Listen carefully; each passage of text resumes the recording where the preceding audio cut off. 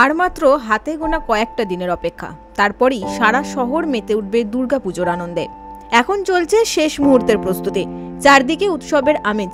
কিন্তু এই উৎসবের প্রাণকেন্দ্র যেখানে দেবী প্রতিমা তৈরি হয়, সেই কলকাতার কালীঘাটের পটুয়াপাড়ার শিল্পীরা এখন গভীর দুশ্চিন্তায় দিন কাটাচ্ছেন। প্রায় ৩০০ বছর ধরে এই এলাকার শিল্পীরা প্রতিমা তৈরির কাজ করে চলেছেন।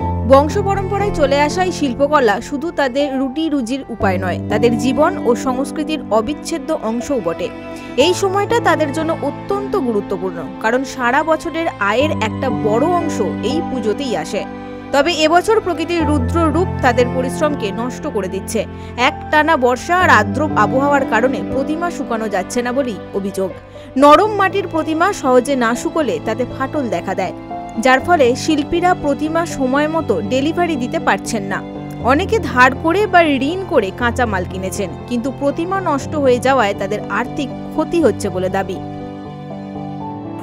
দাদা, বৃষ্টি হতে কি একটু অসুবিধা হচ্ছে আপনাদের?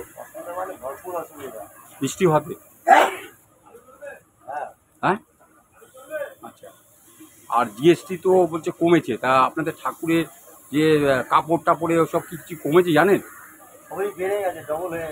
ডবল হয়ে গেছে না? প্রশাসন যদি এই শিল্পীদের পাশে না দাঁড়ায়, তাহলে তাদের ভবিষ্যৎ আরও অন্ধকারে চলে যাবে।